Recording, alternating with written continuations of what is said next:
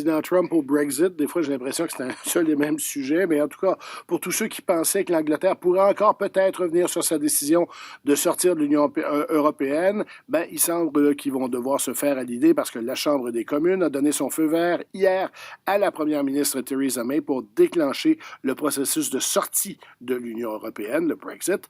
Pour faire le point sur tout ça, je joins Stéphane Beaulac, qui est professeur de droit à l'Université de Montréal à la faculté de droit, mais il a passé un grand bout de temps ces dernières semaines en Angleterre justement pour étudier le Brexit. Monsieur Beaulac, bonjour. Bonjour, M. Auger. C'est surprenant peut-être un peu ce feu vert qui a été donné hier au Parlement de Westminster. 494 voix contre 122, ça veut dire que une grande partie des députés d'opposition ont voté pour le Brexit. Il y a comme plus beaucoup de gens qui semblent s'y opposer, en tout cas à la Chambre. Oui, puis ça, c'est l'aspect politique, là. J'aurais peur d'être obligé de vous contredire, M. Auger. Il n'y a rien de surprenant à ce qu'il y ait eu un vote parce que c'est la suite logique, incontournable de la décision du référendum. Oui, indirectement, là, mais de la décision beaucoup plus récente de la Cour suprême du Royaume-Uni du 24 janvier dernier. On a dit expressément que le gouvernement de Theresa May ne pouvait pas procéder unilatéralement. On devait avoir l'autorisation par voie législative. C'est ça essentiellement le vote d'hier. C'est sur un projet de loi.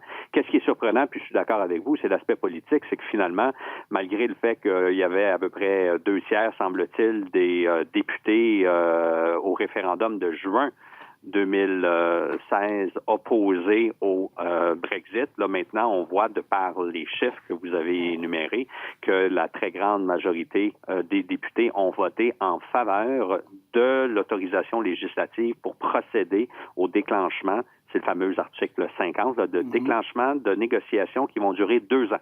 Oui. On suit toujours les choses qui se passent en Écosse. Ici, un petit peu plus tôt cette semaine, le Parlement écossais a formellement voté contre le Brexit. Est-ce que ça veut dire quelque chose ou c'est essentiellement symbolique? C'est très symbolique. Et la raison, encore une fois, très claire, c'est que la décision de la Cour suprême du Royaume-Uni, le 24, donc là, quelques semaines, là, a abordé la question de savoir si la dissidence, dans un sens, parce que ça date de juin de l'an dernier, on a voté très majoritairement contre le Brexit dans la région de l'Écosse. Et là, symboliquement, on a réaffirmé la chose, mais c'est dans un sens un coup d'épée dans l'eau. Pourquoi? Parce qu'au niveau juridique, à strictement parler, ça ne fait pas de différence. La Cour suprême l'a confirmé. Ça a été un vote pris dans l'ensemble du Royaume-Uni, dont fait partie l'Écosse, et c'est sur cette base-là que Westminster peut procéder au déclenchement via le projet de loi adopté hier. Mais qui, évidemment, doit passer l'étape de la Chambre des Lords. Oui, bien sûr. Encore terminé, là. Oui. Cela dit, la Chambre des Lords, il serait quand même très étonnant qu'elle refuse le projet de loi. Laissez-moi ajouter, ce serait d'autant plus surprenant qu'on a présenté, selon la terminologie anglophone qu'on favorisait hier, un clean bill, un projet de loi qui n'a pas été amendé, ou à peu près pas, parce qu'il y avait plusieurs amendements, donc des propositions pour modifier le projet de loi, qui ont été présentés pour un peu adoucir sur certains aspects, y compris la fameuse question de la citoyenneté européenne, pour essayer, dans un sens, de lier les mains du gouvernement qui aura à négocier un accord au final, au plus tard dans 2 ans. Et on a rejeté ces amendements de telle sorte que ça fait dire aux analystes que la Chambre des Lords serait, en ce qui concerne la légitimité de la chose, très mal pris d'essayer de proposer des amendements qui ont été rejetés à la Chambre des représentants, à la Chambre des communes. Alors là, Mme May a le mandat d'aller négocier la sortie, l'article 50, ça va prendre 2 ans.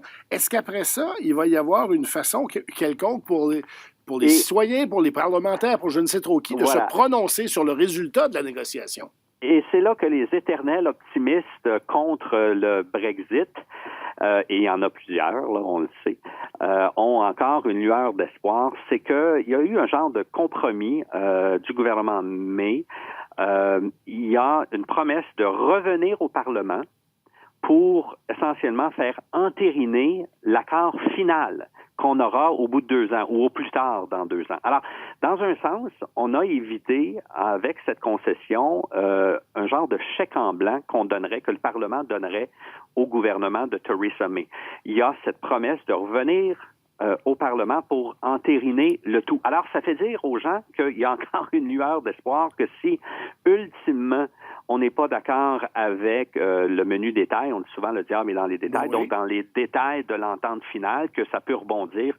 Alors, il y a cette promesse qu'on ne mettra pas le principe en question dans le projet de loi adopté hier à la Chambre des communes, mais on sait que peut-être il y a encore une lueur d'espoir que ça rebondisse en bout de processus, c'est-à-dire au bout de 2 ans, quand ça va devoir être entériné de nouveau par le Parlement britannique. Mais M. Beaulac, si ça rebondissait devant la Chambre et devant la Chambre des Lords aussi, et qu'on disait non, on n'est pas satisfait de la teneur des du traité, des négociations, est-ce que ça veut dire qu'on reste? Ça veut dire qu'on recommence le Brexit? Ça veut dire quoi? Et c'est là que les experts, les publicistes, constitutionnalistes s'entendent pas parce que ça faisait partie même des représentations juridiques faites devant la Cour suprême du Royaume-Uni, savoir si l'enclenchement, sur la base de le fameux article 50, si c'est irréversible.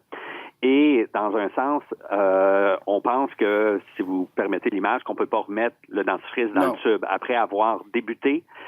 Et en vertu de l'article 50, s'il n'y a pas d'entente avec le restant de l'Union européenne, on est censé simplement s'y retirer sans le détail, sans entente. Alors, c'est vu par plusieurs comme étant irréversible. Or, il y a possibilité, peut-être, si, encore une fois, excusez l'expression, si ça rebondit, ça ne passe pas l'étape finale où le Parlement devrait entériner l'entente du Brexit, ben peut-être qu'on peut imaginer que le Parlement passerait une nouvelle loi qui revient en arrière. Mais là, il s'agit de voir si c'est conciliable avec le droit européen en vertu de l'article 50. Est-ce que les autres pays européens vont vouloir revenir en arrière, dire on va tout effacer ça, il ne s'est rien passé depuis 2 ans? Comme si, on pouvait revenir en arrière.